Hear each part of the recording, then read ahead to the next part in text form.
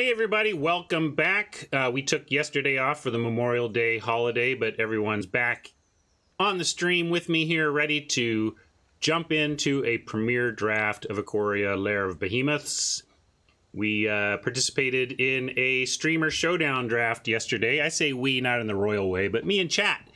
And we did our best and came up a little bit short against Lord Tupperware in our winning in match for the moving on to the second round. So we don't get to participate in the second one, but I sure hope that Lola Man continues to organize those events and invite me, and if so, I'll continue to do them. If you don't know what I'm talking about and you're watching on YouTube, you're one video behind. You can go check out yesterday's video, although of course I kind of just spoiled it there a little bit. Still good though, right? Yeah, of course, you should check that out.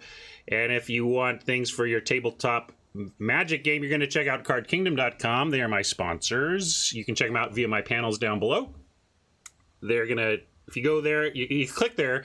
It really helps me if you've never clicked on that link before and never visited Card Kingdom before. Like, if you've never visited Card Kingdom from my link, simply clicking that link down there is a good way to send a message to my sponsor that you care about this stream and that you're paying attention and that you want them to continue to sponsor me. It's a very simple gesture. The first visit from a new IP is something they care about. So doing that for me is a little tip in the hat you can do without even having to reach into your wallet. And if you go there, you're going to just find one of the best sources on the internet for physical Magic game stuff. Supplies, singles, sealed product, you know it, all there. Incredible buy list, fast shipping. I love them. I use Card Kingdom all the time, and they are ramping up their speed back. I don't even see any notices anymore about delayed shipping on COVID there. So, but anyway, as COVID impacts their ability to turn around product, they will let you know on the site. So if you have any questions about how the COVID management is affecting turnaround times, just go to cardkingdom.com and they'll let you know there. So, yummy. It's right down in the panels. If you look below my stream, down below in those panels, there's a Card Kingdom logo. You just click on it. Boom. You did it. Or there's a link there from Hat. Thanks, Hat. But let's see what we get. Oh, look, we got 10,000 gold here. We have a free entry, so this one's on the house, effectively.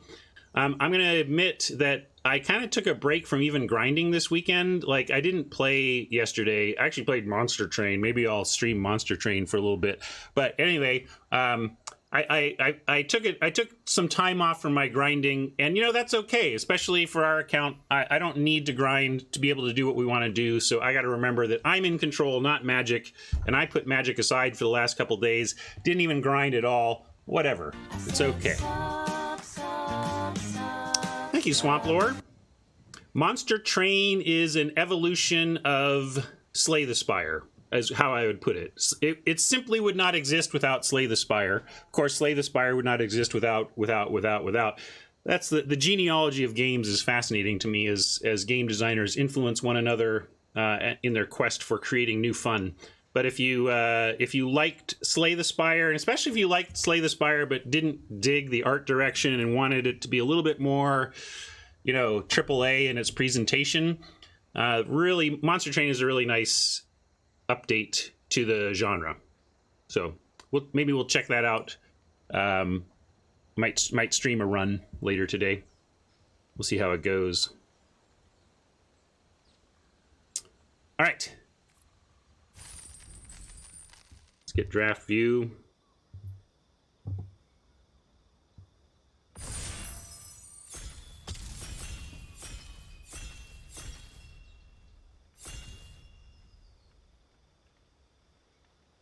Tongo with the confirmation.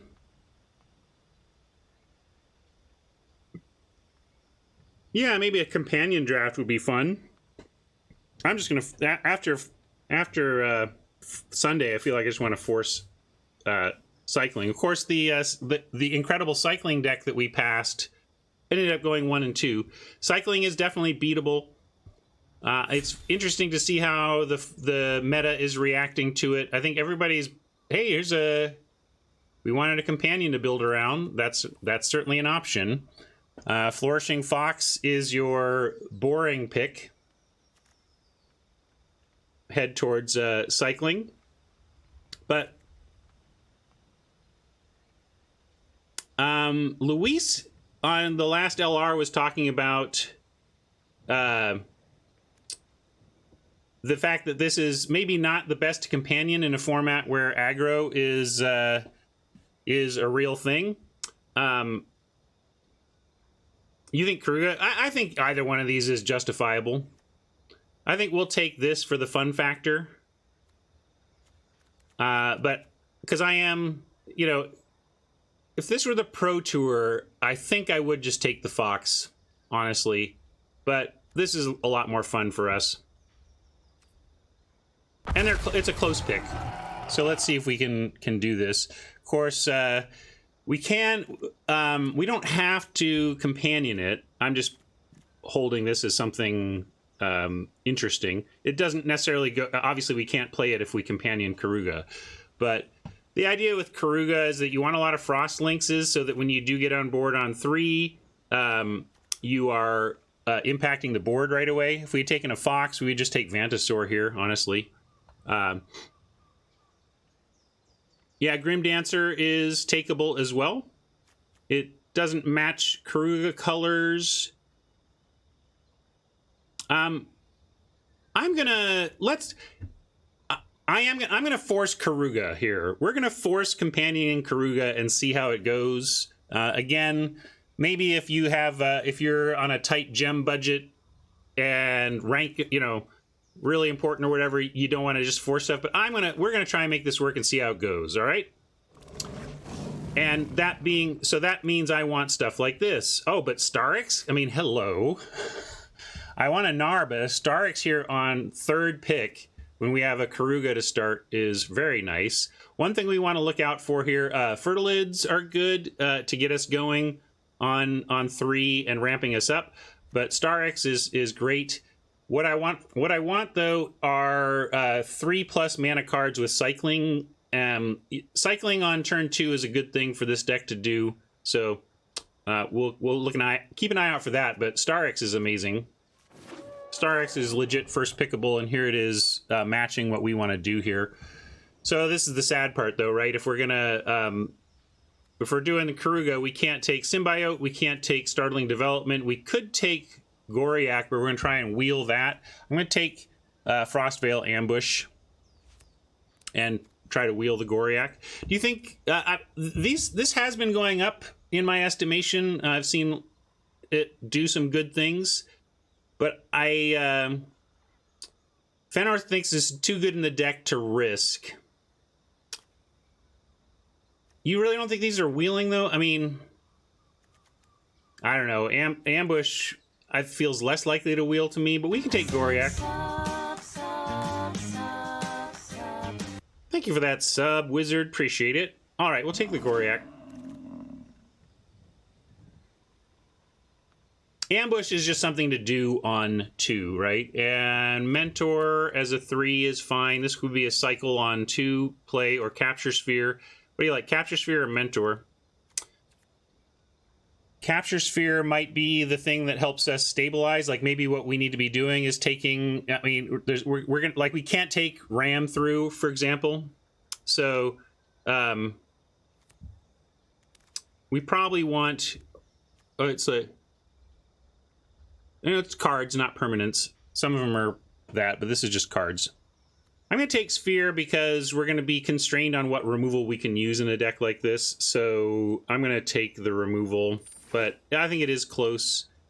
Also, it's that as a turn 3 play, the 1/4 is all right. Like, we really just want more Frost Lynxes, though, so that we're being defensive with our first action to the board.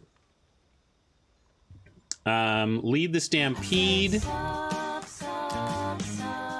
Again, not exactly what we want to do on 3 per se, but what else are we taking here? I mean, we can't play anything else here unless we're going to take the Suffocating Fumes with the intent to cycle, or one of these other cards with the intent to splash. So yeah, let's take lead. Thank you, Croaker. Appreciate that sub. Yeah, and we do want a lot of creatures so that when we cast Karuga, we're drawing a lot of cards. Here we go. Perfect 3-drop, really.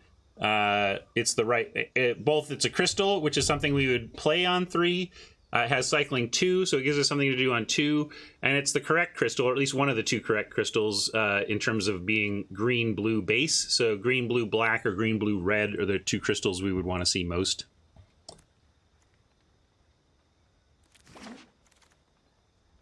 And it does count, you know, Ikoria draws a card for that. It's permanent, not creature or anything. We can't really play anything here in a forced Ikoria scenario except Night Squad Commander, or maybe a splashed Blade Banish again. Don't know if we're gonna how easily we're gonna be splashing here, but I think I like the possible banish over the very weak Shimmerer, or the not really what we're doing here Commando.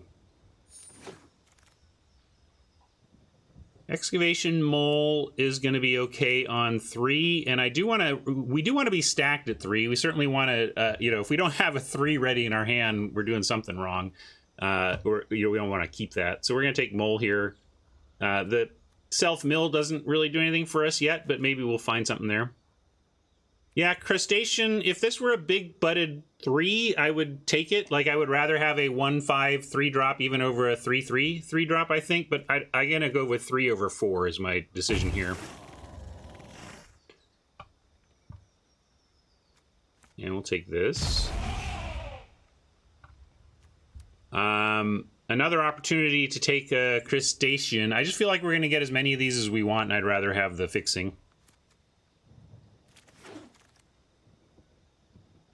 Who was right? Ambush did come back for us. That's nice. Another cycling 1 card there for the cycling deck, but we're happy to find an ambush that we can cycle even on 1, and we'll take a coordinated charge that we could cycle on 2, and maybe there's some world where if we're splashing the banish, we sometimes cast the charge. Unlikely, but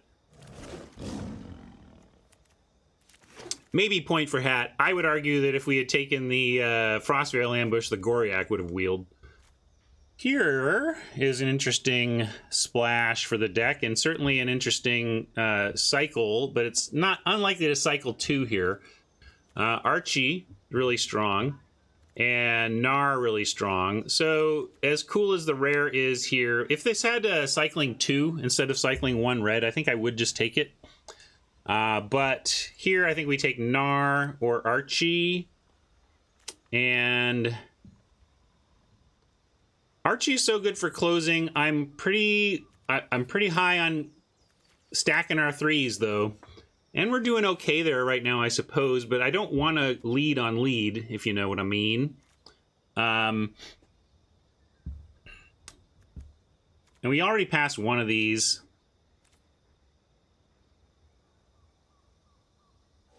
Well, looks like I went with my pick. I didn't even see it counting out. I think either one of those was a fine choice. Great Horn is nice to mutate on 3, but when you're playing, when you're companioning Ikoria, you're not going to Great Horn, you're not going to companion on 3, so maybe it's just Heron that can companion on 4. Good point that Ikoria draws cards, so maybe Heron isn't the major impact. Like, drawing a card doesn't have the impact that we want, and we do just want a Great Horn. Help us potentially splash a 3rd color as well. Yeah, I think this is an interesting choice, but I'm going to go for Great Horn #1 over Heron #1. Here's something to do on 3. We could also do Colossification if we didn't feel like we were all in enough on Big End.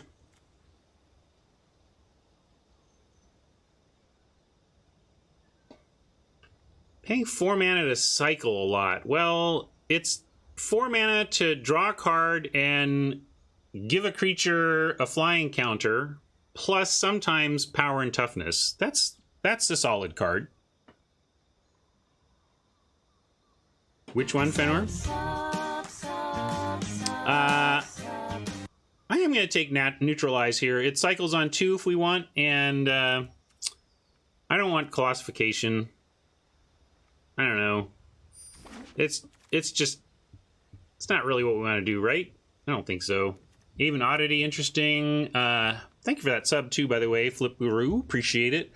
Oddity is cycle on 3, play on 4. There's another capture sphere we could take. I think it's sphere or oddity.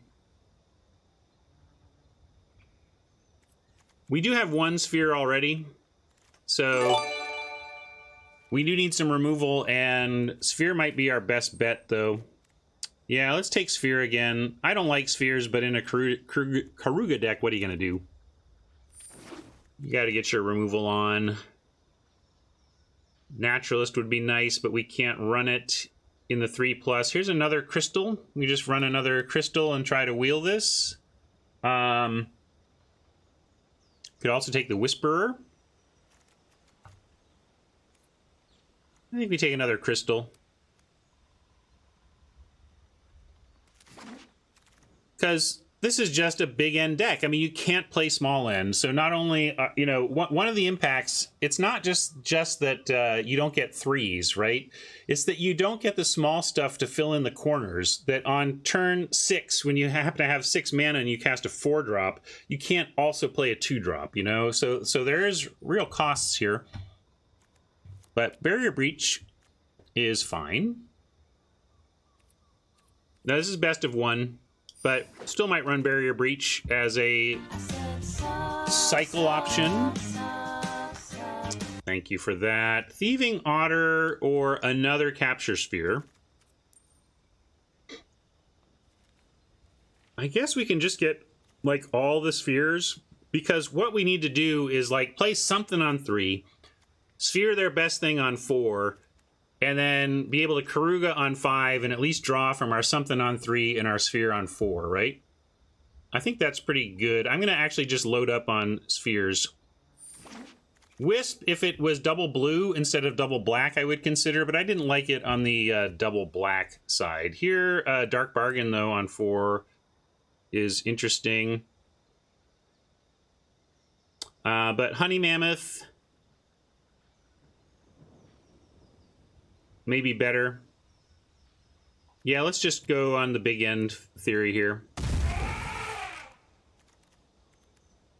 Terron, also big end theory. Fumes is playable and cyclable, and we have the 2 crystals to actually cast it sometimes. All right. I don't know if we'll play it, but we'll take Colossification now. Wow, I saw the memory leak and wanted that, but I think maybe the oddity instead. What do you think? Oddity or leak? This is a real question. I guess I'm going to take oddity. But because leak doesn't make a permanent that can draw, and the oddity does, but close. Yeah, Jumping Starix, also nice. I feel like we could build a deck already, and we're at the end of pack 2, so that's a good sign. Well, this is on color, but is it worth it? No. Upkeep Scry for 4 mana is basically what you're getting. With a little bit of mana boost. Not good enough. Lord Dracus can mutate for the blue, and at 3 qualifies. So I think we take Dracus here.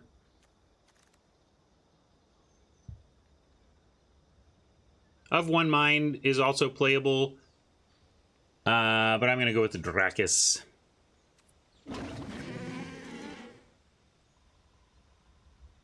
Farfinder helps with that splash, is a good mutate target, and wouldn't be a bad first play on 3. I'm going to take Farfinder.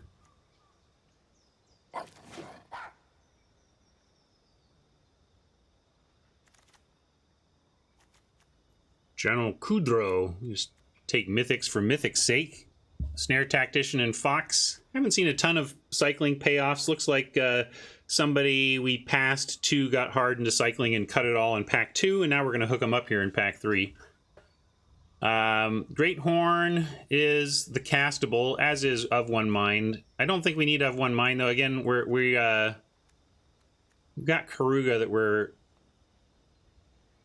putting in. We could Cavern Whisper, but I think another Great Horn is fine.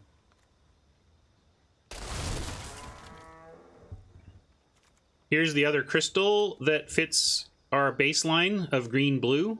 Gives us a red Dracus potential splash. But I'd rather just have the land that does that here over the crystal. Try and wheel the crystal. I'm going to just take the land. If we don't wheel that crystal, I'm not crying. It's no big deal. Blood Curdle is a big deal, though. That's the kind of removal I want to get splashing in here. Parcel Beast, excellent pickup. Just excellent. Mentor would be nice, but I'm taking the Curdle for sure there. We want to splash it. Bargain or Fumes? Again, I mean, a little extra drawing wouldn't hurt, and we didn't end up with a Heron, so we could take the Bargain, but I don't. Yeah, Fumes, Cycles. We already have one, but I'll take another Fumes. Maybe we'll play two. Hey, there's the Heron that I was just asking for. We'll take it. This deck looks cool. I don't know how good it's gonna be. I feel like the problem here is we could just get run over, but we're gonna try.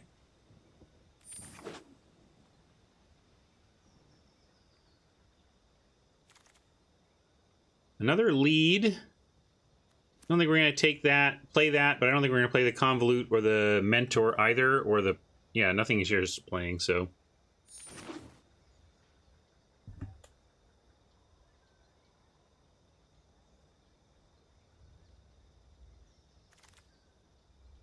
Wow, I guess everybody thinks cycling is boring at this table.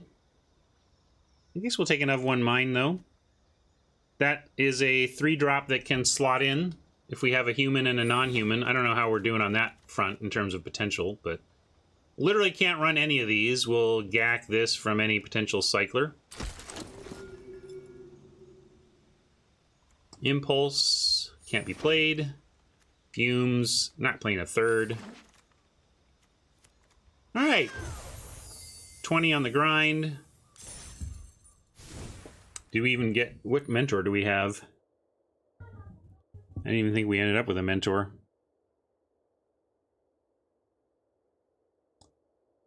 Probably not playing the of one mine. Let's throw Karuga into our companion slot and make some cuts.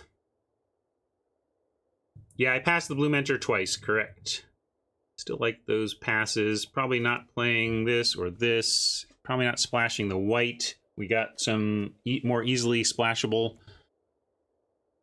stuff. Do we need all of this high end?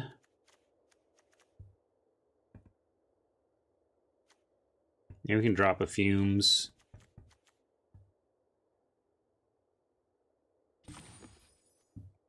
Maybe even 2 Fumes.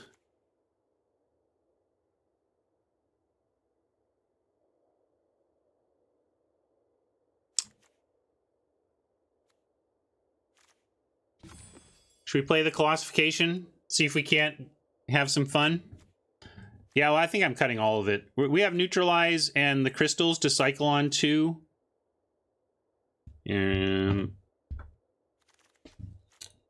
Maybe we don't have, maybe with, maybe we cut lead.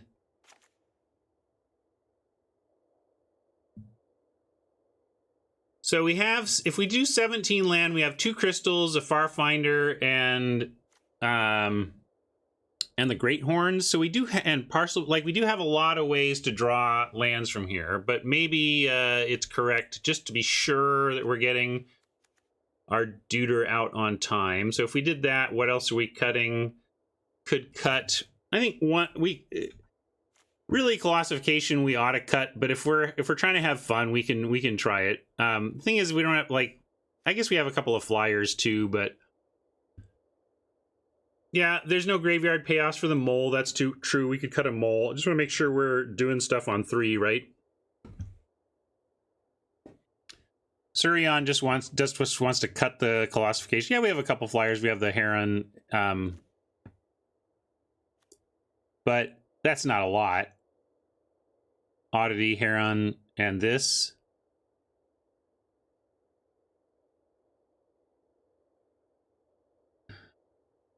Let's start with being grown-ups here and cutting that. And then we'll go with 18 land.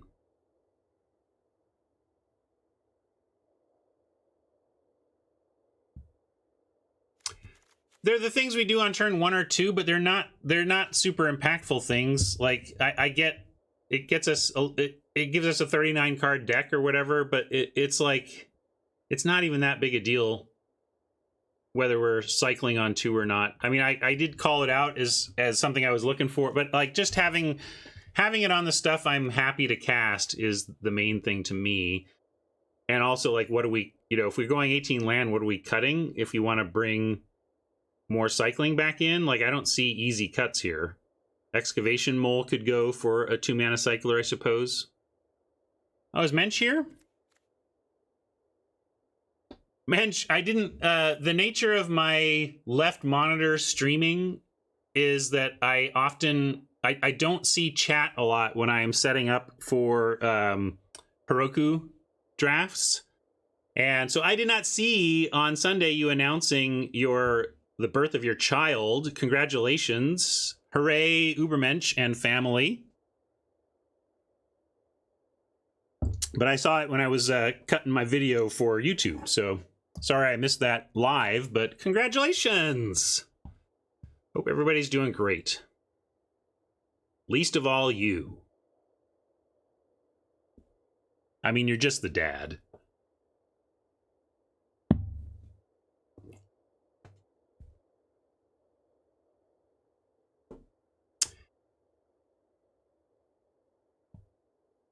Yeah, I just didn't even see it. No, I will always stop what I'm doing to congratulate one of our viewing friends on a birth of a child. Hey, Miss Muffin, welcome, Raiders. Just finishing up our Karuga deck build here. I'm going to fix this land. I'm going to just start with this. We were debating whether to run this Colossification. If I had more flying, I think I would, but I really don't want to run this unless when I play it on my flyer, they have one turn or they're straight dead. I don't want one turn before they start chumping endlessly, right? That's not good enough. We're fixing lands right now. We're gonna add an 18th land. That's why we're at 18, and we need maybe one swamp. Did we cut? Oh, we didn't cut the mole yet. We could cut the mole to bring back in a cycler. Yeah, hold on. Let me get the deck sorted out. Then we'll do blingy bling. Somebody take lands. I don't think we want any mountains, but we'll run the cliffs for the sometimes hard cast. But mainly we want this for getting back Blood Curdle. What else can you get? Let's make sure we're not being silly on the Lord Dracus, because right now we got Blood Curdle. Neutralize. Maybe we just need to cut the Dracus completely. 2 targets is not great.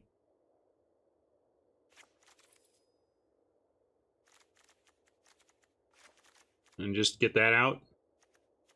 And then that makes me want to put back in Barrier Breach and even a Suffocating Fumes. Extra mutate triggers aren't bad, but it's unlikely to be good enough.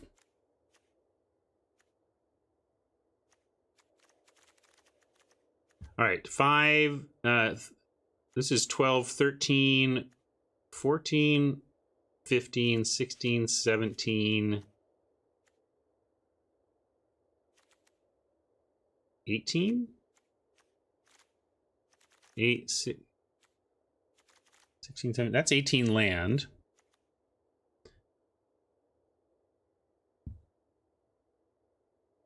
Oh, I thought... oh, we cut one of these then.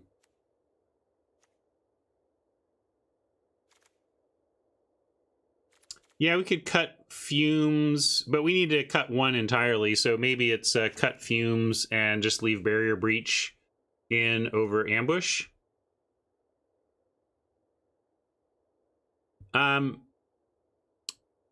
our deck starts on 3. Like, this is a deck that does not want to miss land drops. When you are starting on 3, you want to, not only do you want to make sure you hit 3, you want to make sure you hit 6. Like, you want to hit 6 on 6 so that you can cast 2 things on 6. Like, we have the potential to flood a little bit, but we have Parcel Beast and of course our companion to make use of that flood. So we're gonna and also a lot of the stuff that is might make us flood, like crystals, we can cycle.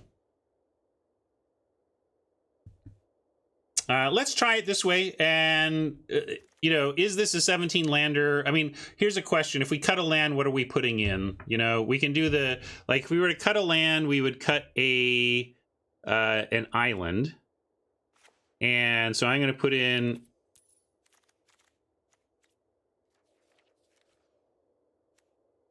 let's see, we'll go, did anybody claim lands? Maybe I'll do this.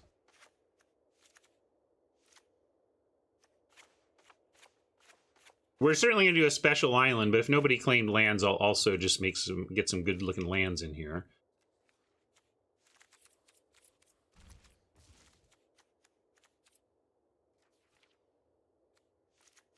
And then we're gonna suggest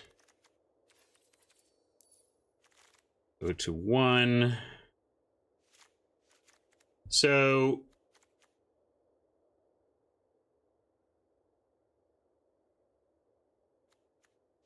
seven, 8, 9, 10. Okay, so this is what I'm gonna run, but this is gonna be, oh shoot, this is not the way I want it. I want it the other way. Sorry, I'm gonna flip it.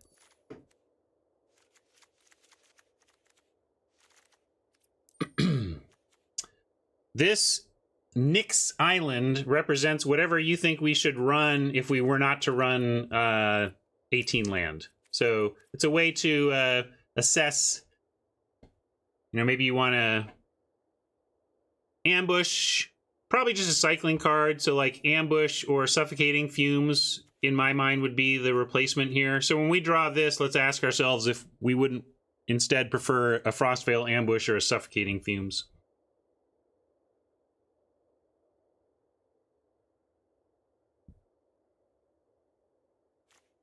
Let's unbox. So's fumes. Sleeves to be selected. Mensch, you want to give us sleeves?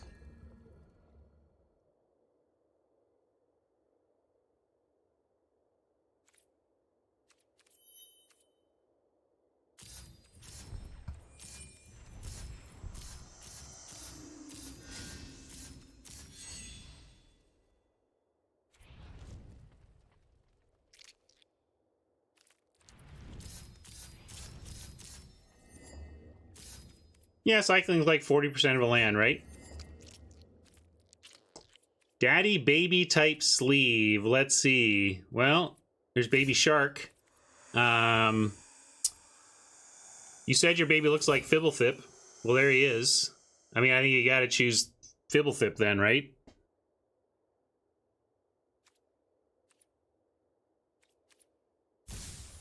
All right.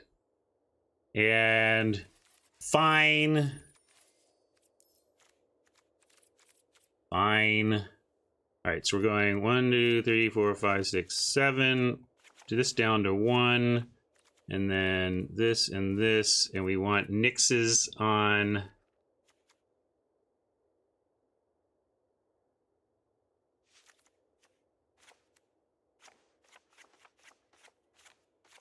on these, right? Is that the order? This is important stuff, folks.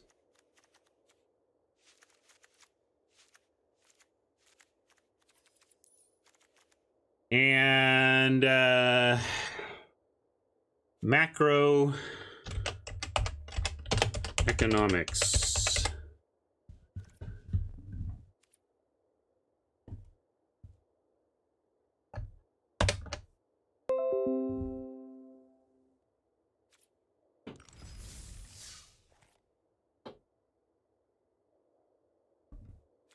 Macaroni good too. All right. Time for some action. Time to correct my numbers. You can do a par poll. I'll fire it in a sec, or if one of the mods wants to, that's cool too. I think it's exclamation point P-poll. P-par. P-par. But I'll get there. There you go.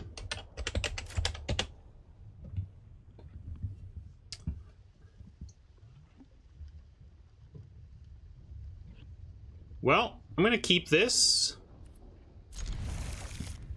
It's got a 3, it's got a 4, it's got a 5, it's got a 6.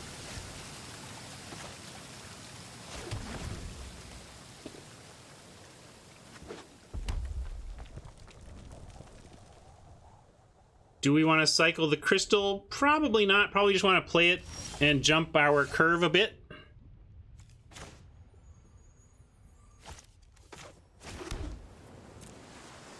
But we'll keep the option. We do have 5 land already, so if we just want to curve out, normally we can, but we don't have anything else to do is my problem. I think we need to do it unless we... I'm not going to cycle it here, but if we draw a 3-drop, we'd rather just run out there, then I'm into it. But if we don't have a 3-drop to affect the board, we should play ramp so that we can, when we do affect the board, we're doing it with more powerful stuff. Yeah, and it does give another card draw off Karuga.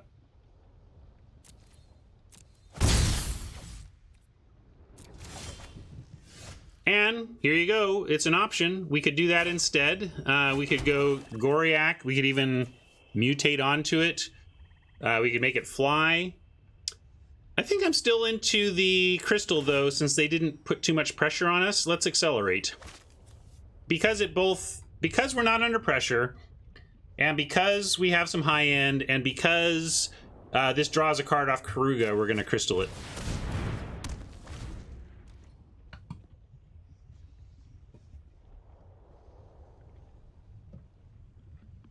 That's true. You cast Colossification on your baby somehow, right, Mensch? That was one large enfant.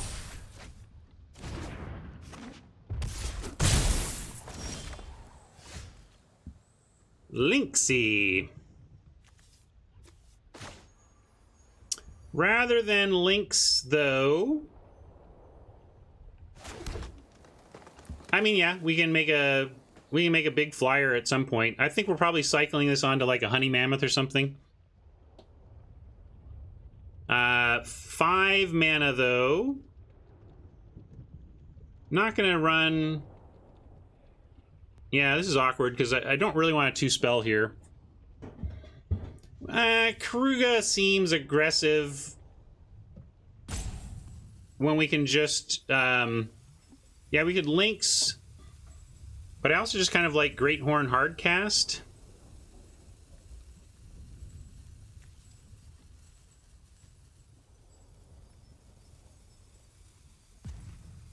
If we want to mutate this, that's a different thing. Well, what about, yeah, I'm gonna go with Great Horn Hardcast pass.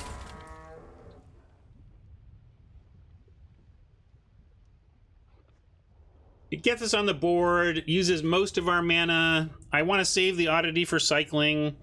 So that left either one of our 3-drops or our 4-drop if I'm waiting on the Oddity, or Karuga, which I didn't want to do. Karuga felt early.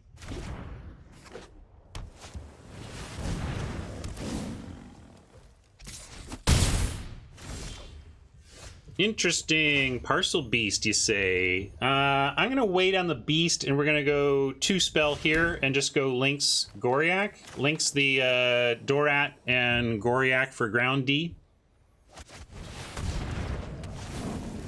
They're on tons of gas now, but we're about to be on tons of gas, too, when we resolve this Karuga. When, he says, presuming making it through counter spells and whatnot.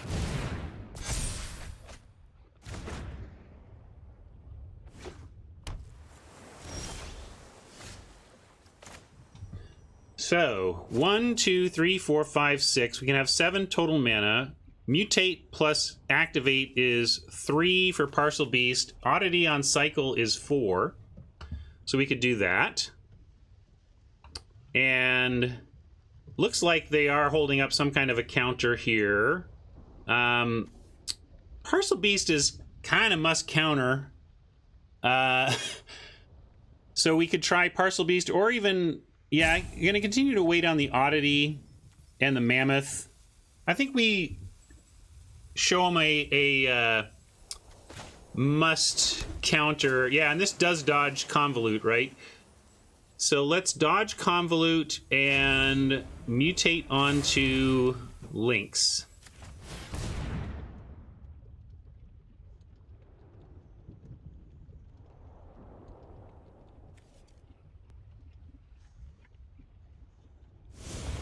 Nice.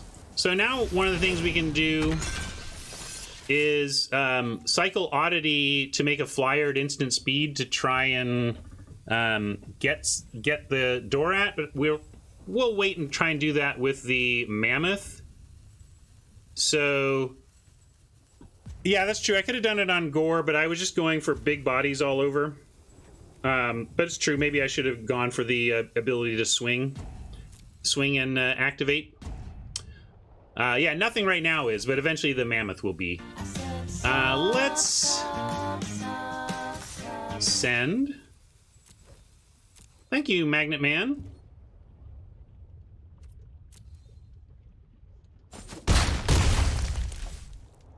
And might still do this. We'll see. Don't want to lose to this Dorat.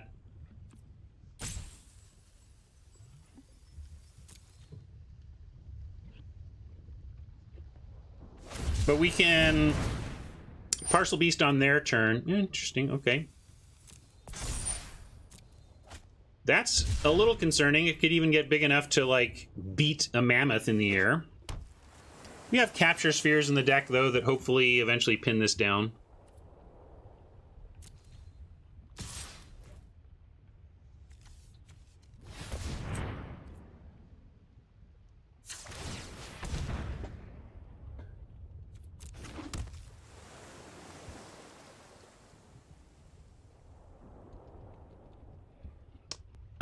It would have been countered. I think Kazam Bolt is holding up counters and want to make sure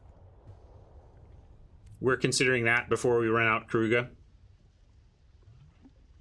We're trying to bait them with counters on stuff they kind of really have to counter. But depending on what they do here, I think we have race potential.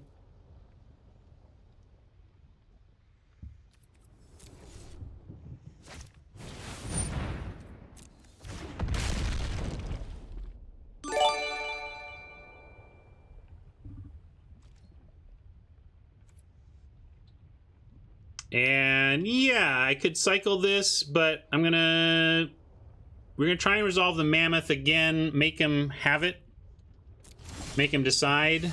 That's an interesting draw in terms of getting a little bit of life back here. And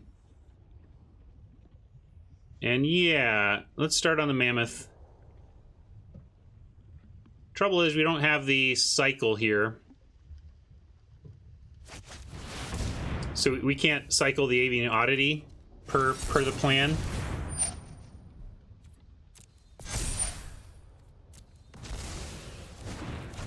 I kind of wanted to make sure of the board before we considered attacks.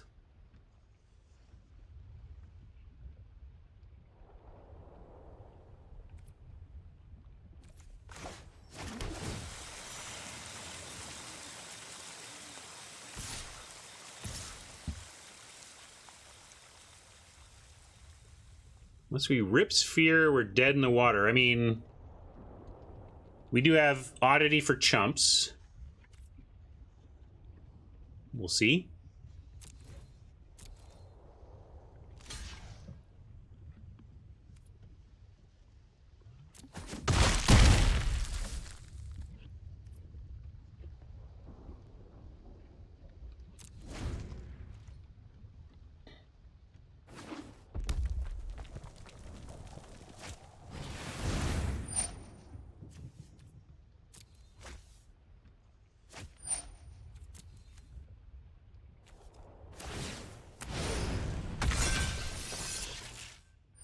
scary, but we're not dead yet. Your friend here is only mostly dead.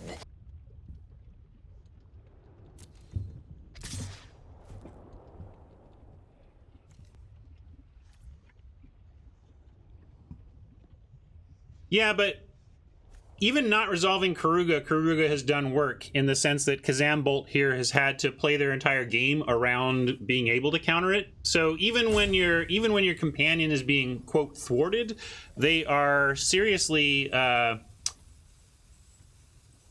using up resources to thwart it, right?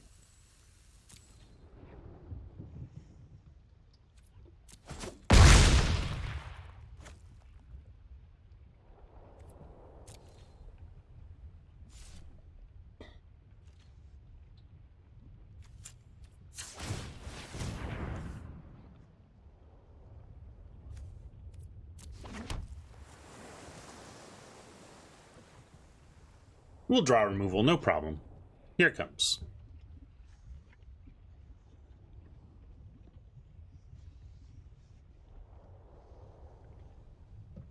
Speaking of removal, seems like maybe that's what Oppo is considering here.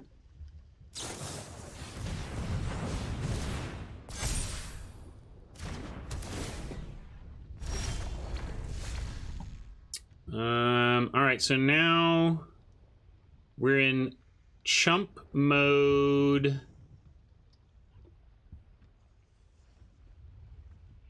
We can force the counter, and then what do we have? We have oddity cycle to not die. We can cycle now, though, and see if we find the removal we're looking for. So let's do that. Oh, wait, I don't need that much mana.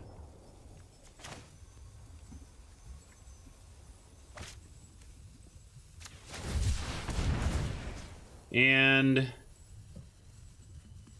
guess may as well get an attack in. We're gonna chump with this. Hey, look at that. Coming up to the millhouse.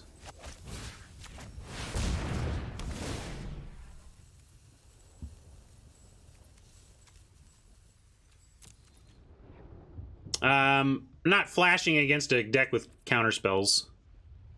Not gonna let him untap. We're gonna do it while they only have 2 mana. And can we afford to send this? Yes, because we're gonna drop Mole, and if they want to counter the Mole, that's great for us.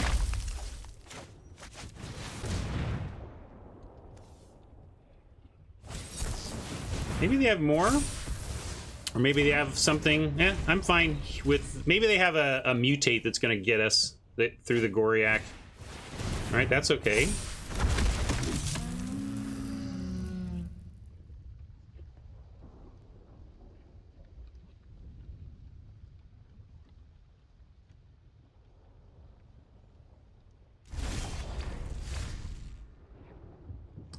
Well, make them have it. And if they do, unfortunately, we don't have a follow-up Wingfold. We don't have that much mana. We're close. We're only 1 off, but not enough. So, cross fingers. I mean, I can't beware anything, right? We just gotta try and cast our spells and win target game, right?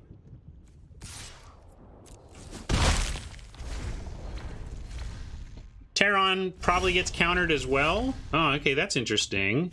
So now we're gonna go Terran. Oh, we can just go Strix win, right? They have no flying blocking. We're gonna make them have it.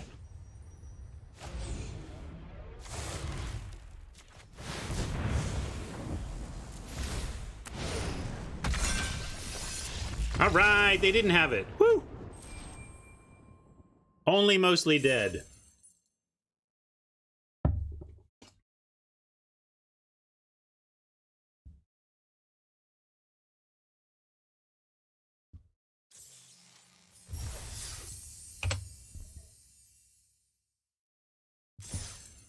And it, you know, we needed all of that, right? And then that's where it's like, yeah, Karuga never drew us a card, but Karuga was an 0 for 1 because we got a free creature that Oppo had to deal with, and they contorted their game to make sure they could counter it, and they did. But even that little bit of extra resource steal is what allowed us for like our Star X to resolve, right? 8 is more than 7, it turns out.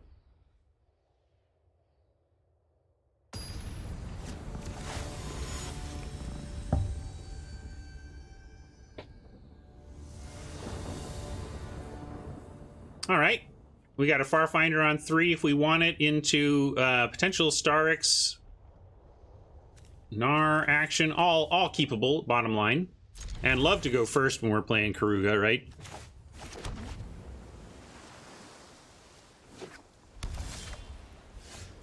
So now we have cycling decisions.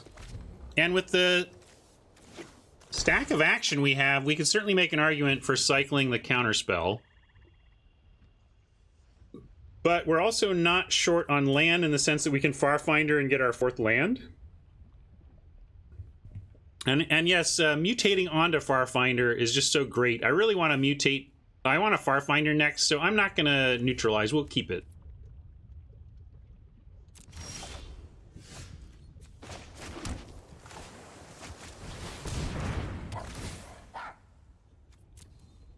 And we'll fetch our splash color here.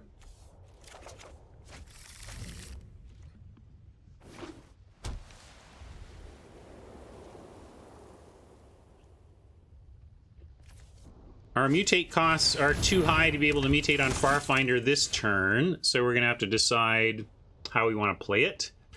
They know we have the swamp, so let's drop this. There's nothing that needs double green. Hey, Fool Auto, how you doing? So, we can play Avian Oddity for just a hard cast. I kind of like that. We can get to the point of potentially mutating onto it. With Star X and have that flying 6/6 action. Yeah, let's do that. Or we mutate onto the Farfinder and have a 6/6 Vigilance and a 2/4 flyer, which may be even better. When we can maybe Gnar the flyer or something.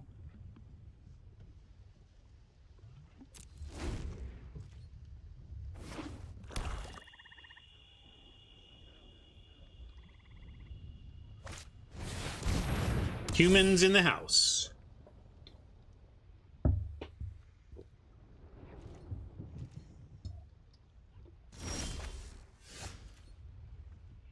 Okay.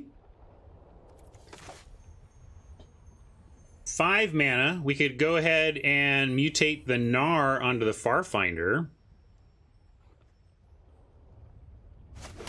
What about... I think I'm going to mutate Gnar onto Farfinder and start going wide. Although, it doesn't quite get big enough. Maybe we mutate onto the Avian Oddity and we Star X onto the Farfinder. Crystal Pass. We can do Crystal Pass and have the Neutralize up. That's true. Gives us a lot of mana for next turn. Allows us to mutate Star X even if they don't do anything. We could Crystal Excavation Mole. We could Crystal Trumpeting Gnar. Why you like casting the mole? Doesn't really do anything in this board, right? And I guess it threatens to double block with like Farfinder or something.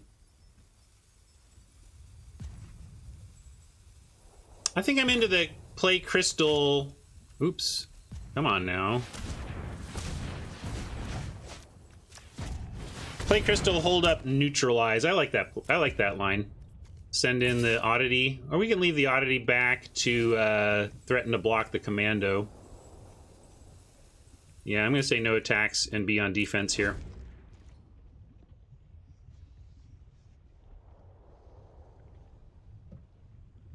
Yeah, another Karuga card, and even in black, you know, they can't make us discard Karuga, they can't counter Karuga. We're going to let that resolve. Not important enough of a creature.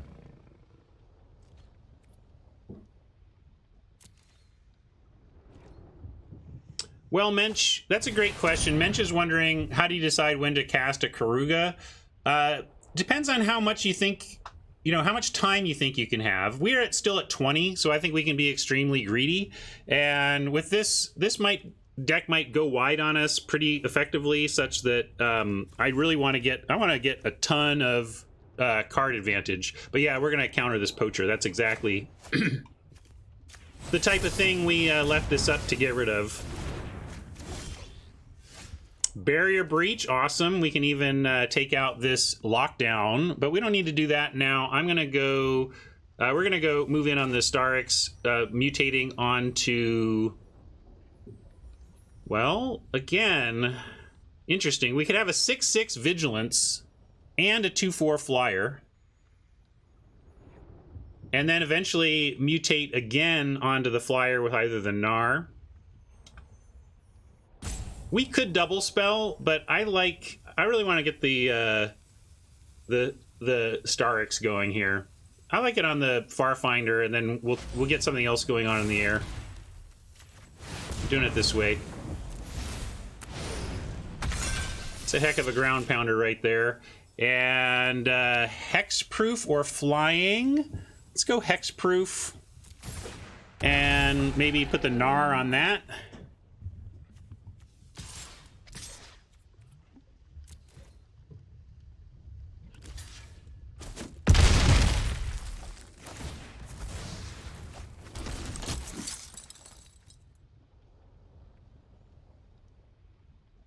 They kind of need to kill the Starix, like, right now. Heck, we can mutate onto the Starix again. Yeah, alright. Well, they did manage to kill the Starix right now, so that's good on them.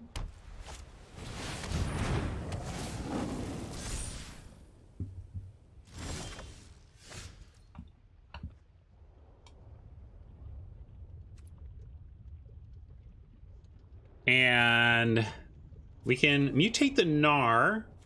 It doesn't do anything except make a 3/3 over here, though. Like, it just doesn't change anything about the Terran.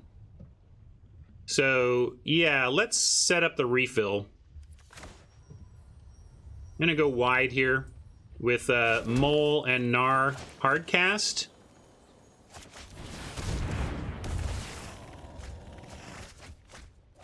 Decent self mill. Wouldn't mind the capture sphere, but yeah, mutating and playing are the same, except they're not exactly the same, because a 3/3 beast creature token does not draw off Karuga, whereas a Gnar does. So it, even though creates the same board, it creates different CMCs on the board.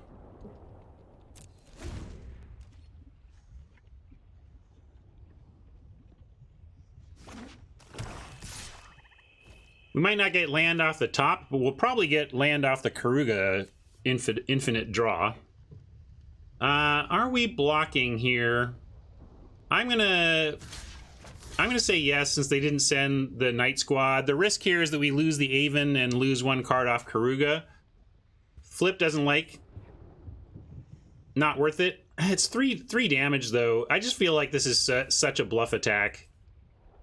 But I guess we'll be safe. We'll be safe.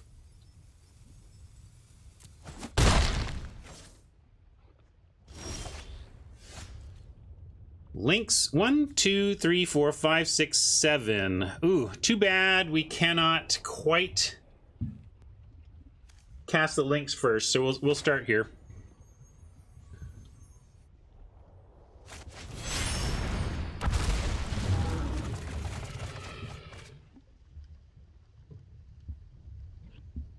Yeah, no, but I meant get a card off the links. Play the links before the Karuga so that we drew a card off of it.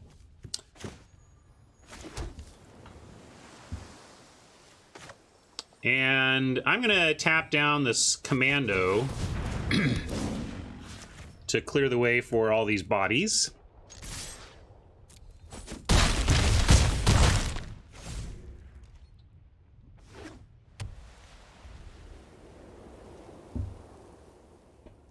I think we might be okay in this one. Yeah, like I said, it felt like just a bluff, like a free bluff, free attack for Oppo. Although it kind of wasn't free because it tapped him down and allowed us to really clobber him.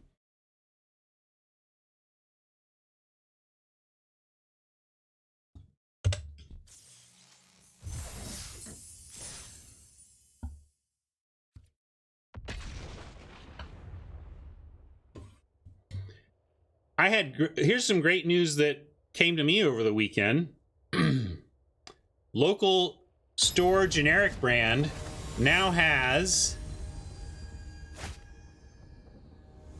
apple sparkling water. Cheap apple. I'm in heaven. This is my new favorite beverage. 15 cents a can apple soda water.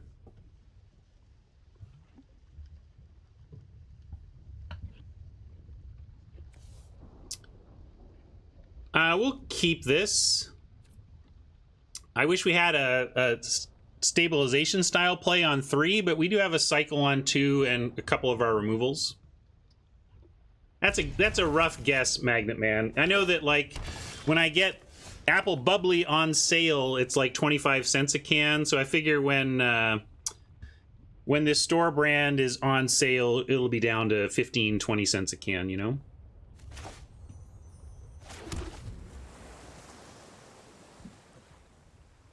I might break even on cash in that situation, Citruck, but I would definitely not be breaking even on time and happiness. So I think I'll pass on taking in my recycling for pennies.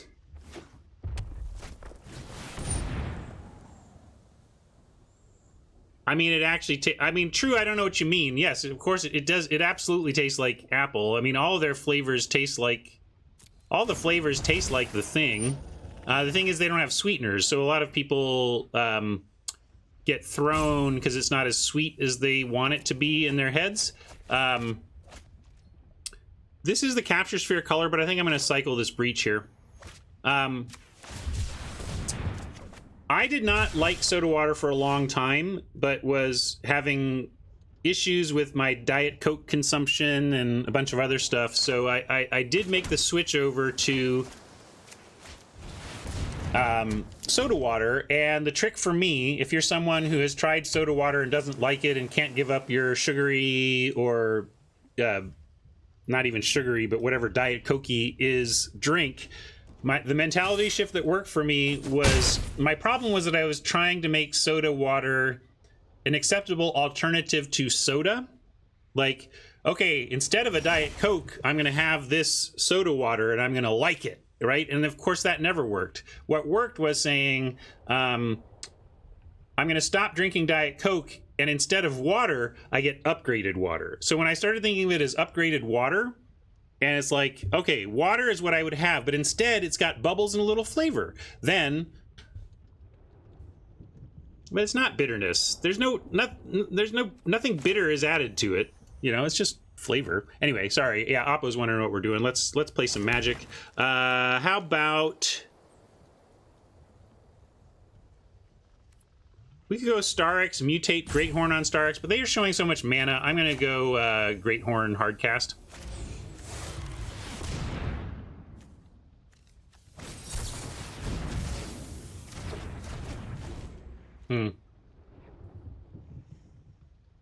I guess I have a high tolerance for bitter. It's weird to me that bubbles mean bitter.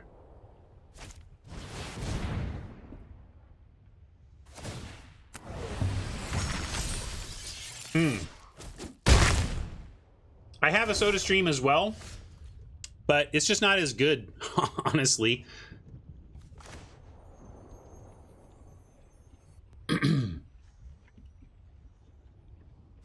Oh yeah, we're not in that tough a spot, are we? I mean, we're gonna lock this mole down and kind of 2-for-1 them on the mole. Again, they played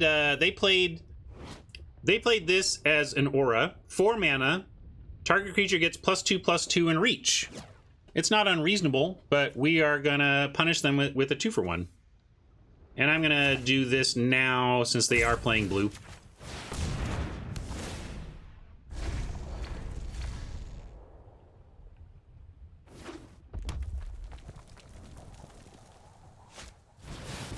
Yeah, I just get citrus. I get fresh citrus from the store and squeeze it, and I have like a little lemon container, a lime container, and a little dropper. I actually just use droppers to flavor that stuff. All right.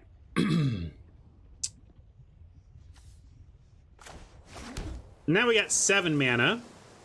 We can go excavation mole and have capture sphere for the oddity. I think I like that. And then we can potentially mutate onto... Well, we'll probably just hardcast the Starks at that point, actually.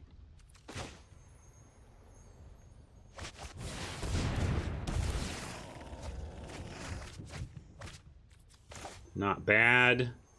And again, with them being blue, you want to hold the sphere? We can just do it now in the face of blue, but I suppose if they want to counter the capture sphere, that's good for us because we really want to resolve Starix and Karuga. So even though letting a blue mage untap means they may counter, in this case, countering wouldn't be the worst for us. And it if they wanted, they're a mutate deck, right? So maybe they wanted to mutate again on oddity and it would have been worth it.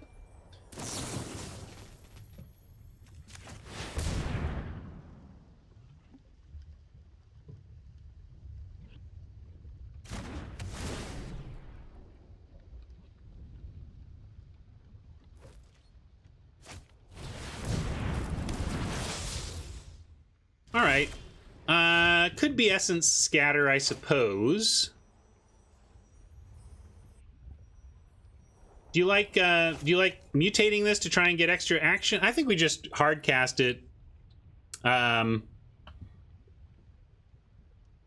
We could also just hardcast Karuga now for 1, 2, 3, 4, draw 4, and then be able to mutate Starix next turn. That's pretty good. They might have the Essence Scatter. We might not resolve this. So actually, I'm going to start with Starix because I really want to resolve Karuga. And if they're going to let us have Starix, that's fine. I'm going to hardcast Le Starix.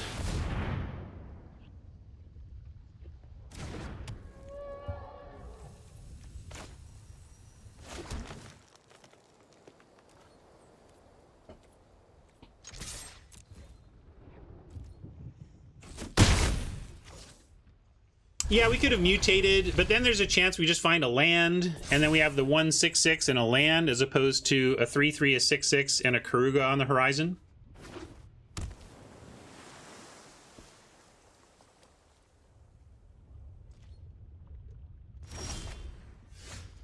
I'm going to start with an attack.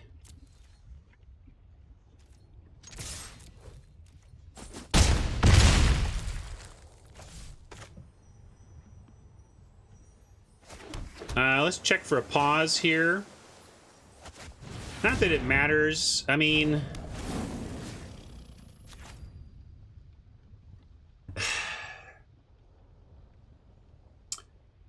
like, they seems like they're saving it, but who cares? Yeah, let's just pass. Okay, we can be in a staring contest because they don't do anything about this. Yeah, I could have held the links for a possible creature play, but I think if they do that, they're in trouble anyway because then we get to resolve the Karuga. Like, they're danged if they do, danged if they don't here.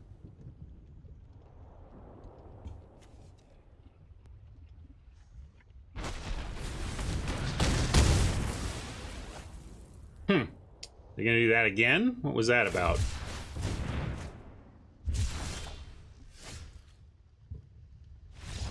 All right.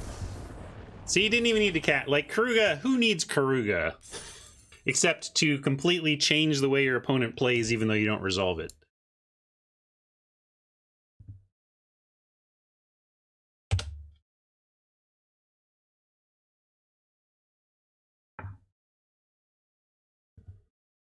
I don't know why they didn't ram through the big thing. Maybe they wanted damage. Maybe they thought they had some sort of double ram through to win. I don't know.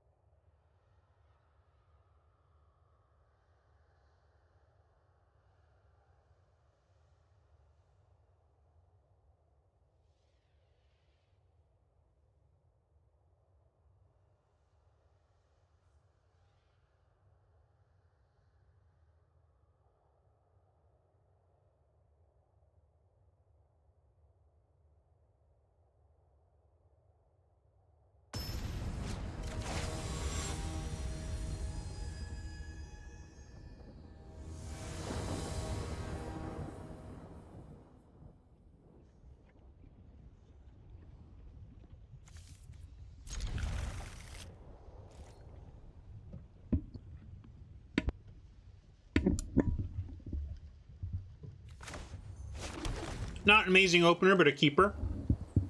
Probably cycle Breach on 2.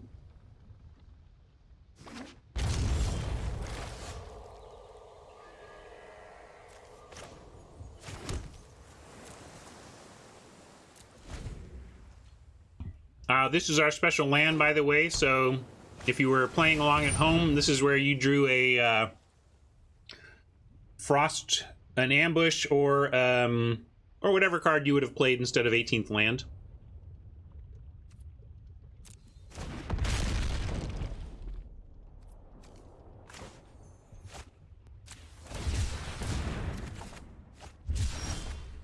All right, I like Farfinder here.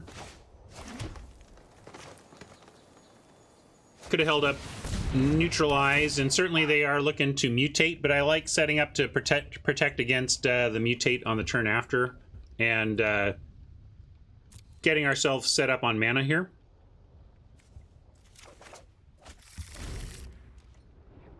Can we go Terran Hexproof and start mutating on the Hexproofer? Swag wants an explanation of mutate. Whoa, tough to fire it off just on the fly here, but the bottom line is when you're mutating, you're mashing up 2 creatures together, or however many are there, and you basically choose the highest power and toughness to be your power and toughness, and then all the rules text gets combined. So basically, pick your best power and toughness, combine all the rules texts, and then if there's mutate triggers, like this one has a mutate trigger, you'll trigger any mutate triggers that happen. Sorry, no blocks. Hey, Keeper Boy, welcome.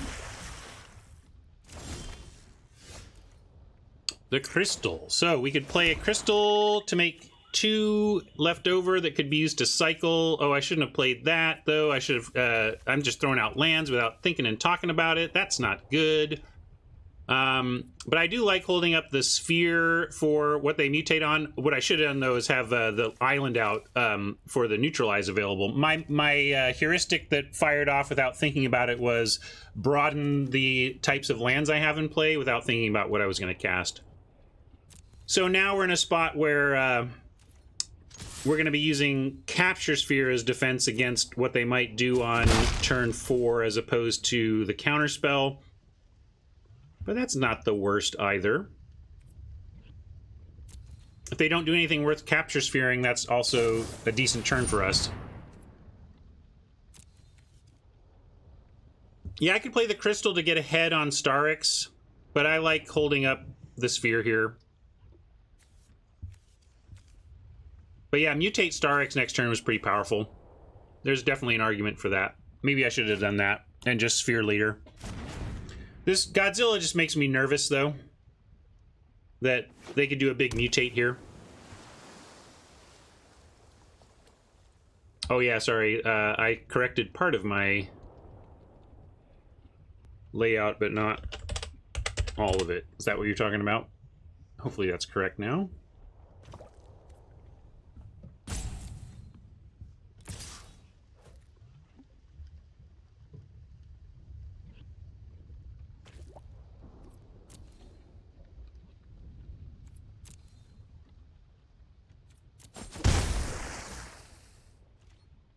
All right, they're not going to do anything into our stuff. I could cycle, but they may just be, again, fearing the Karuga, but we wouldn't cast Karuga this turn. I'm going to go to here, play our island, and I am going to play the Crystal now, because then we get to hold the counter up if they don't counter this.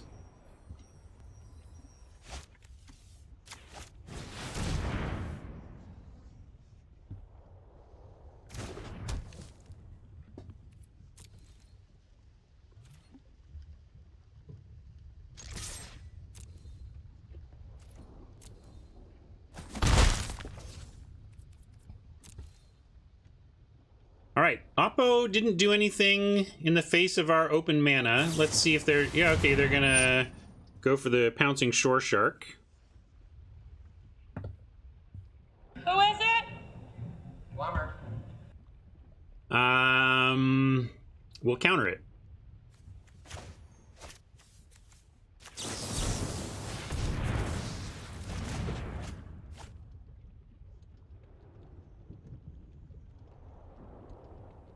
They're wide open now for their turn. Yeah, we could have sphered it, I suppose, but we didn't have the mana this turn. If we wanted to do anything about it this turn, counter was our only option. And I didn't want to set our Farfinder back, or else we don't have the option to mutate Starix, which I'd like to have. Although maybe we just want to get the Terran down.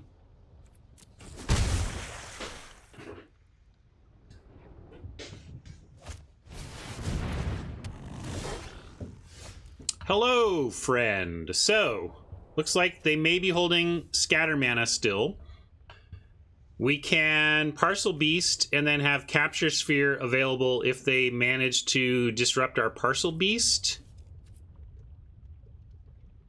And it forces them to consider that counter if they're holding it for Karuga. I think I like Parcel Beast.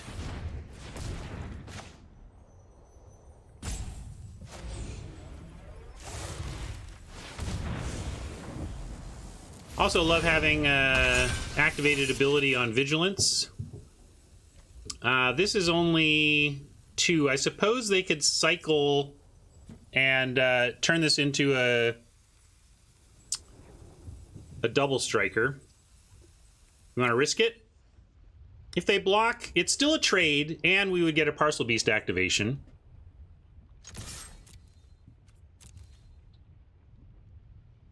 And they didn't have it.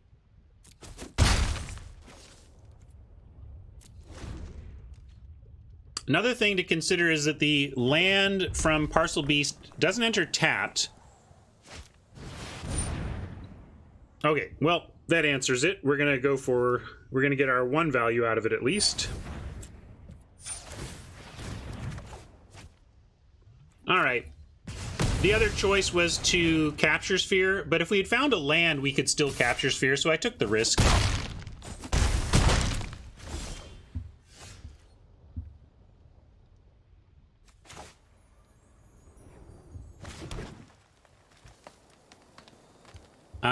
We could go Mammoth. It just trades with this, though. I think I'd rather just sphere this than trade. They're down to 3 cards. Maybe I should save the spheres.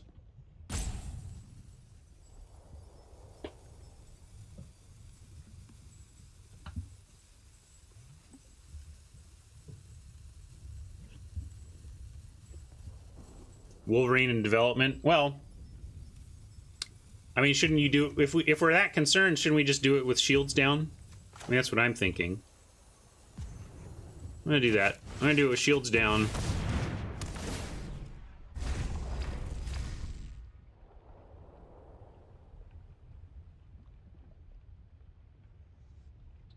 Yeah, Luris drafts are weird.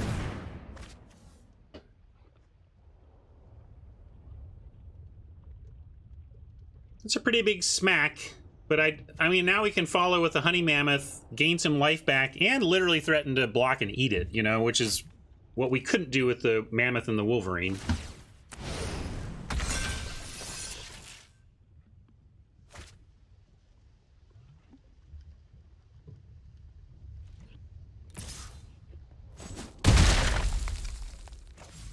Yeah, if they have the scatter, we're dead. Okay, but they're giving us shields down. We might be dead anyway because of this, so we really want the life gain from the Mammoth now. This life gain could be the difference if they have a good mutate target for the Glimmerbell.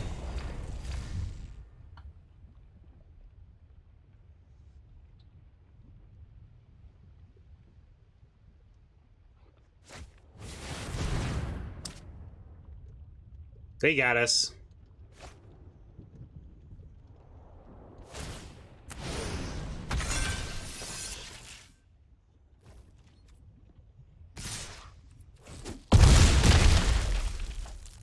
The different island is because we are we had debated whether we wanted an 18th land or a cycler, and so that represents the 18th land we added, so that people who wanted the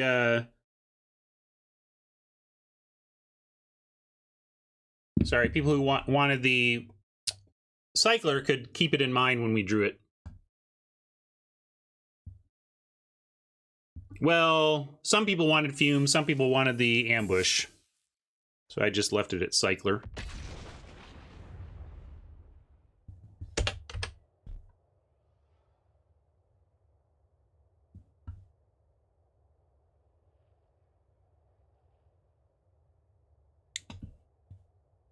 It's very powerful to have an 8th card that's our deck is built around. Feels like it's hard to lose to somebody who's not either getting off to a hot start or playing blue. Feels like if we just get to build towards resolving Karuga, like, they're just doomed.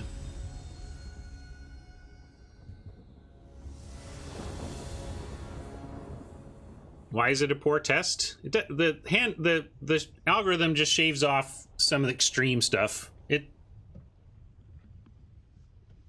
We'll keep this too strong in terms of its potential, even though I don't have a turn 3 play that I love besides Crystal. Crystal's fine though.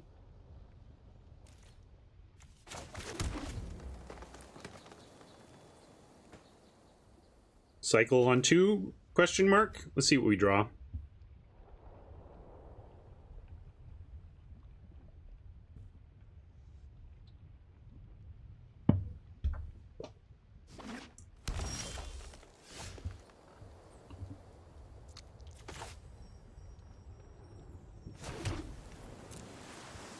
It draws 2 hands from your deck. It almost like, actually think of it this way. It makes a copy of your deck, and then each copy draws a hand, and then it gives you the deck in hand. It leans towards giving you the deck in hand that have the most average distribution of mana in the opener. Leans towards it. It's not absolute. A lot of information out there on the internet speaks about that like it's absolute when it is not. We have a Farfinder play on 3 here, and maybe that is correct since we're not really trying to ramp to 5. I'm not trying to get Karuga out. I think running Farfinder out here for land, hard casting Oddity, and then maybe hard... Well, anyway, I like Farfinder here first is the bottom line.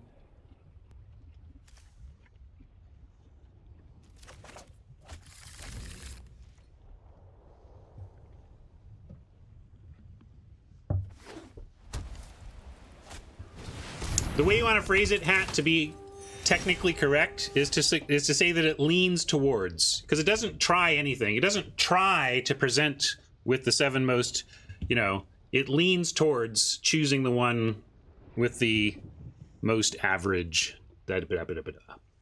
So, we can play the Oddity, or we can ramp to 6. Yeah, I like ramp to 6, because then we can Mammoth, we can cycle the Oddity to make it fly. That's a reasonable play. And then we have the Star X, of course.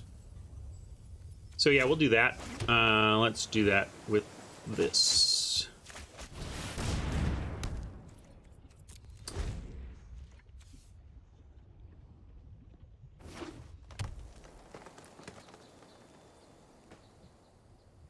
Mutating Star X on Farfinder if shields are down seems great.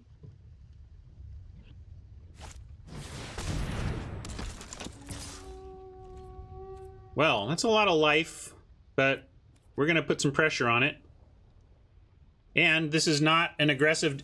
This is a not aggressive deck with no blue. So according to me, this should be a great matchup for us. Obviously, bombs can change everything, but I am quite happy with this matchup. I think it is a good one for us.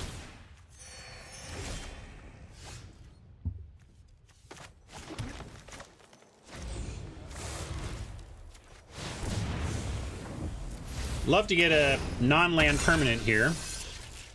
Nice. Do we want flying or hexproof on this bad boy?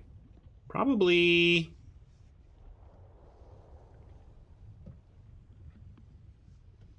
I'd say, I mean, we could say hexproof, but it's just bouncing around on the ground. Yeah, we can go hexproof flyer, I suppose. All right, we'll still go hexproof. Because we can make a hexproof flyer.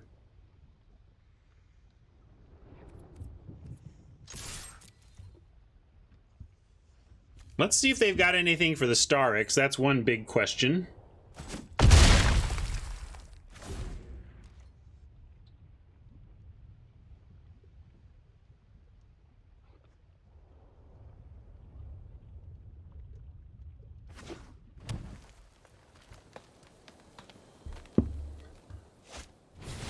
Yeah, I do love the comic art styles. There was some this past weekend that were available, but I think I may even have wasted my money and entered and then didn't play. Like, it was trouble as it was historic artisan or something like that, and I just couldn't bring myself to do it.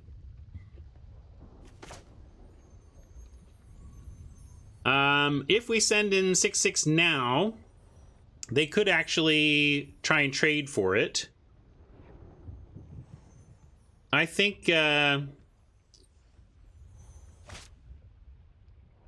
I know. I just wish I had the cool illustrated art. I like it a lot. So, sorry, back to this question. 1, 2, 3, 4, 5, 6, 7. So first of all, we have 7. We could capture Sphere and flight our Terran. I think we want to Sphere the Poacher, yes. That's what I'm thinking. And then I'm just wondering where we put the flying token. And maybe this is fine to just... What do you think? I wanna well, we can attack. Hold on. I'll attack. 2 attacks. Yeah, I think I'm with you on, let's just make a flyer that's going to be very difficult for Oppo to do anything about.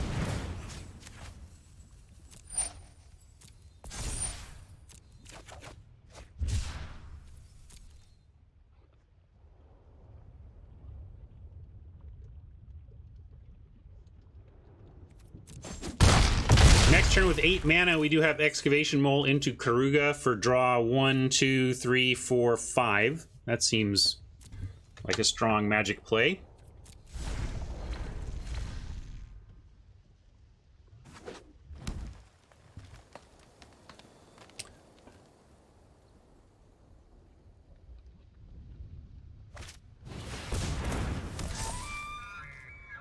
Yeah, we're going to play the mole. 1, 2, 3, 4, 5.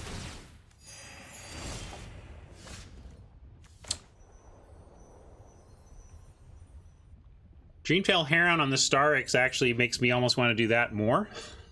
Is that insane?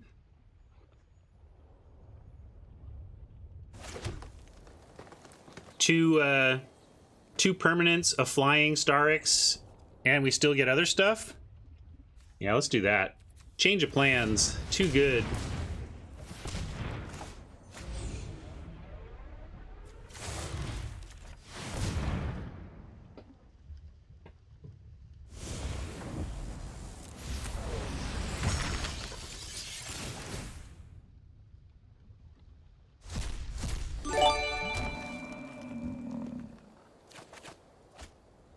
Can even still cast Karuga here. And attacks are safe though first.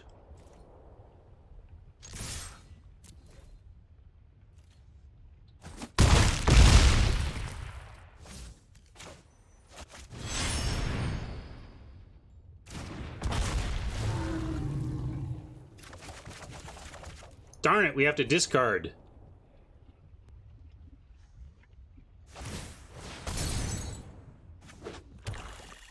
Well, they could be heading towards one of the ultimatums, I suppose, although the green one isn't central green, is it? Anyway, are they 1 planes away from ultimating, and if so, what is it? It's the graveyard one, though, right? And they don't have anything in the graveyard, so I think we're okay.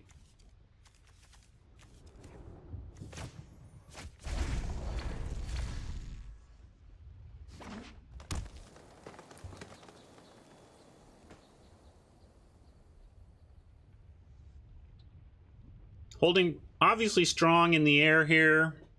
If they can't get rid of this, I mean, we're presenting lethal-ish right now. They gain some life here, though, so it's not fully lethal.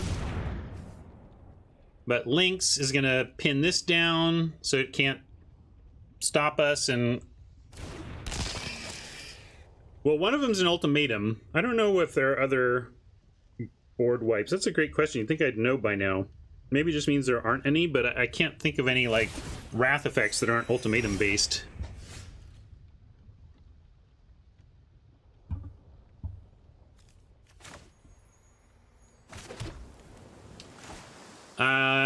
This is absurd. I'm going to start here.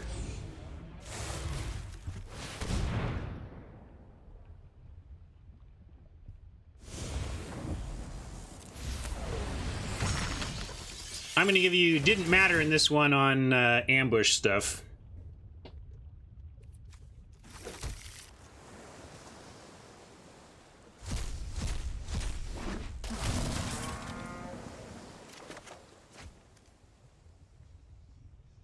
Blood Curdle. Let's go Frost Lynx first.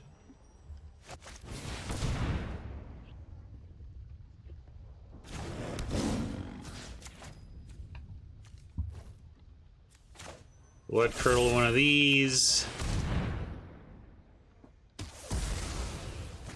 And yeah.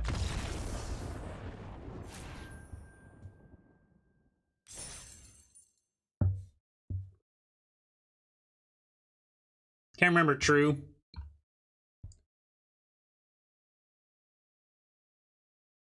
All right, love making it to 4 and 1. It's a big bump in prize support. Making it to 4 wins means we got 1,400 gems out of this. That was excellent.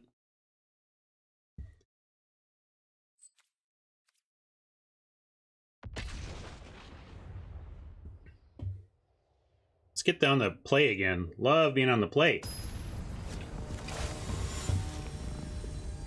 Yeah, we even got 20 gems on the grind in this one, so we're very close to full break even. All right, this is why we're running 18 lands. We really don't want to face tough spots like this, but with this cycling slash ramp here, we're 1 land away from basically unlocking everything, so we're going to keep. See if we can't find a land in the next couple draws.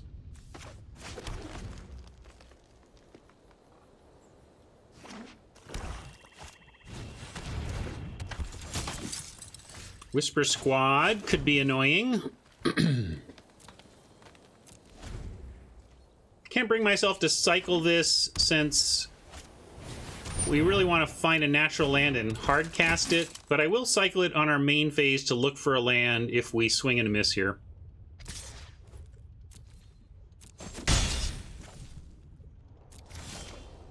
We did in fact swing and a miss, so I will cycle looking for a land drop. It's harsh though, because like even if we find a forest, we're pretty in trouble. Took the chances, especially with the high land count, but yeah, I'm gonna cycle it and cross my fingers. Yeah, unfortunately there's the forest. If we find another land though, at least we can drop the Great Horn as a hard cast, and then potentially mutate upon it for value.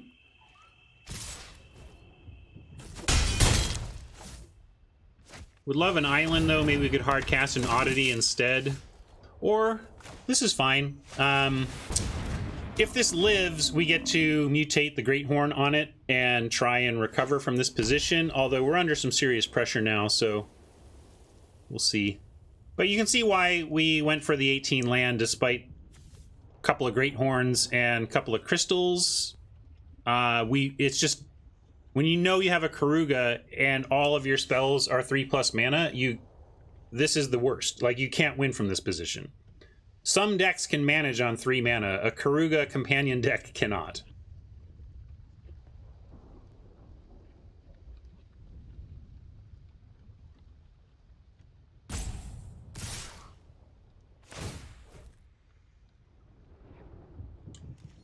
Awfully suspicious, and like, there's no way they're throwing stuff away here, so what is this? On 4 mana, it can't be +2/+1 team. It could be indestructible. Yeah, it could be Deadeye. It could be Arrow. But I think... Oy, this is really rough because we just don't have the maneuverability here. Like, if we don't block 17, 16, 14, 13, 12, 11, we go to 10. We go to 10, and then our big plan after going to 10 is to mutate onto the Goriak, find a land, and have a 3-4 against which we're defending against the same trick. Yeah, I think so I'm talking myself into the block. Mike wants to block the officer. It almost doesn't matter, because I don't think Oppo does this if they can't stop it. But I think if we're trying to survive, we actually need to get the sergeant dead. But there you go. It didn't matter. We were just... The whole play was drawing out the Divine Arrow with eyes wide open.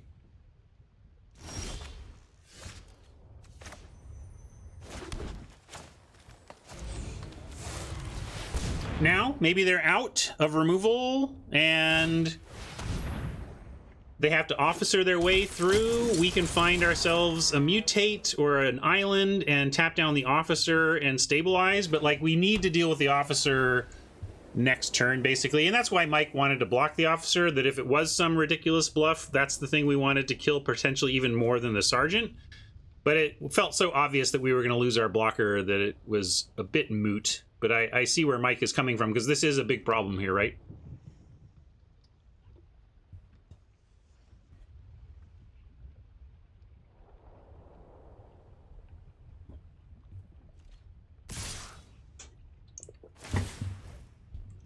I think we're here in must block land again, and I'm going to take the Mike line this time, though, and say if we can somehow block and kill the officer, then we have a chance. But again, this is such an aggressive play. It sure feels like probably maybe even +2/+1, which at least makes the officer a trade. So, but are we just dead?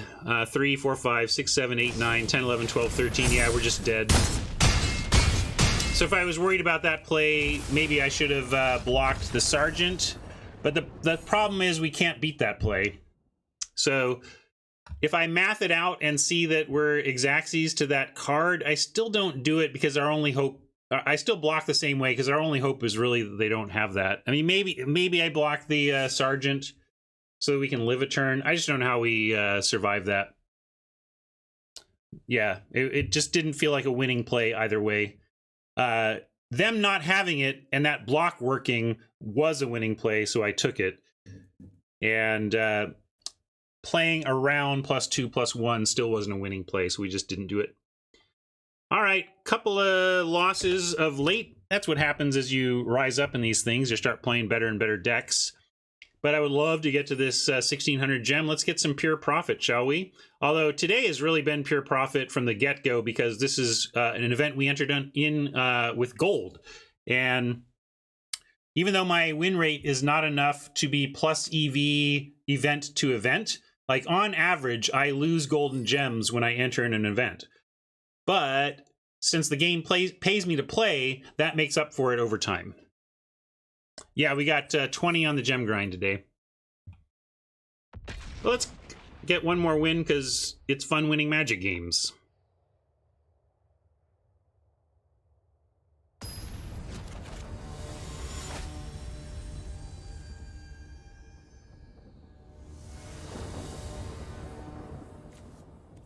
Oppo goes first. Hate to be on the back foot with the deck, but we at least have Farfinder on 3 here, so this is a nice easy keep.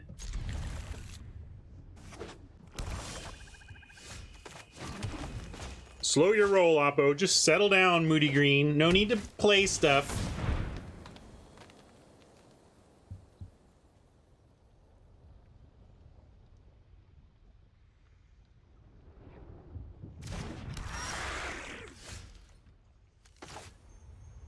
I should play War, still getting trophies at a high clip in Platinum. I just don't like the format that much, honestly. I was well done with War when that thing finally rotated. Or, you know, rotated out of being the main standard thing.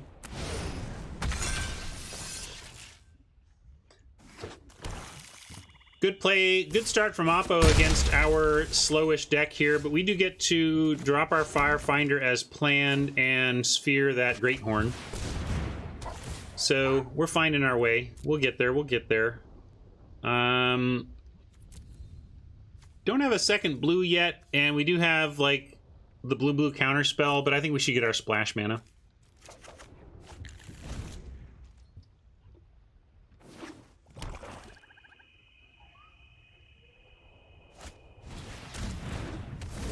Alright, that's not my favorite, but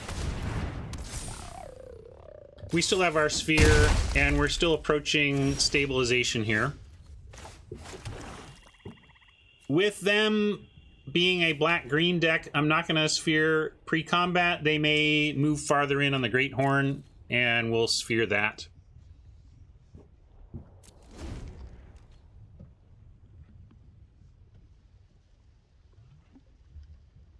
We should try, like, drafting Throne of Eldraine amongst chat. That would be a fun chat draft. Maybe if we finish this up, we'll do that before I leave today. Yeah, you can have that. No more green cards in their hand, I guess, or they wouldn't have... Auto-tap wouldn't have screwed them with this. And we're going to capture the Great Horn now. Would like something to do next turn besides Karuga. I mean, I might just take the draw one, but...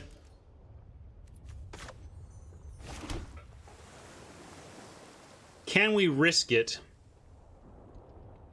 Goriak does threaten Kahira, and they're down to 2 cards. I am going to risk it and see if we can't go Goriak into Mammoth, into Karuga.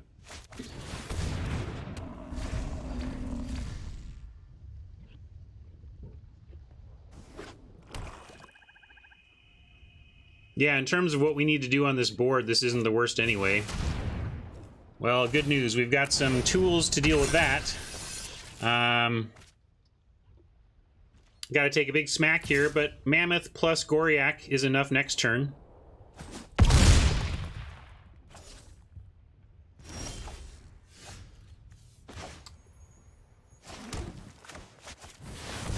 Got some discard fodder here in the lands.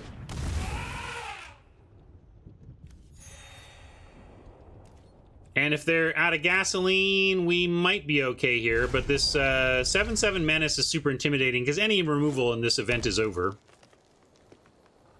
So we might just be done right now. Dead on board? How are we dead on board? Am I missing something? Trample? What do you see that I don't? I don't know. Well, here's the block.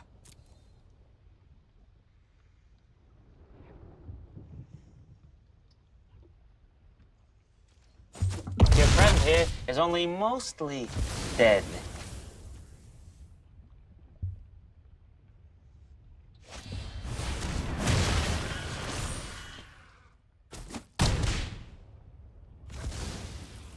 Well, I said removal and we're dead, and it's not quite dead. We're still only mostly dead, but this is getting grimmer.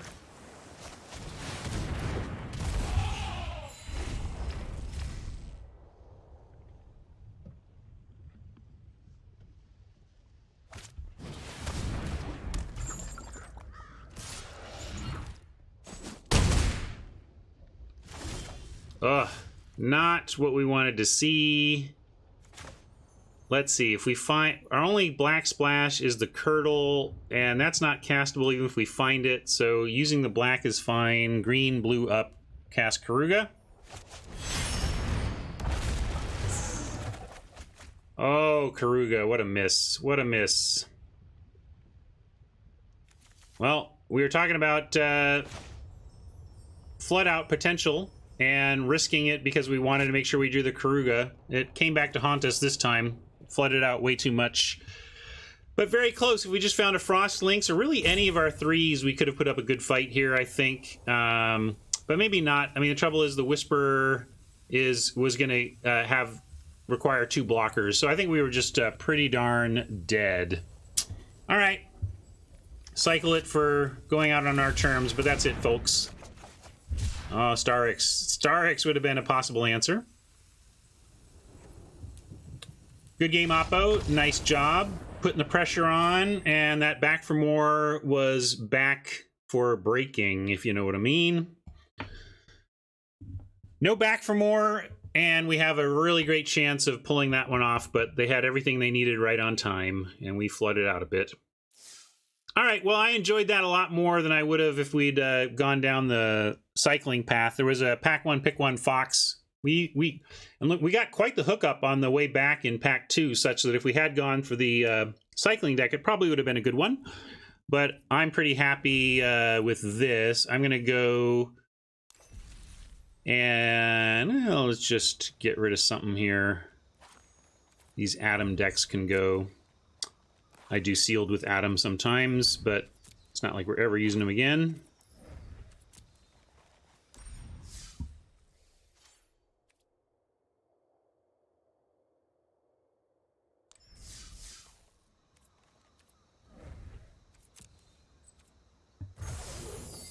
All right. Yeah, you know what? I'm going to give you the profit meme because when you add in the fun factor, I think we profited today.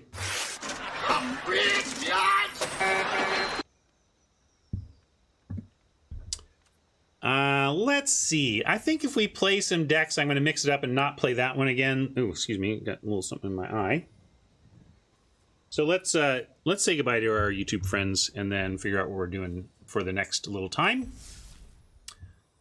Thank you, YouTube friends, for hanging out with us today. That was fun. Here, before we go, I'll give you some loot opening. I think we have pack opening now, too, do we? Oh, close. Close on... although, let's see, we have 2 on the grind. I could probably maybe even make it to profit by opening those, but... Actually, here, yeah, I got to add 20 on the grind anyway. We'll add these grind totals. So that's 40 on the grind. 60.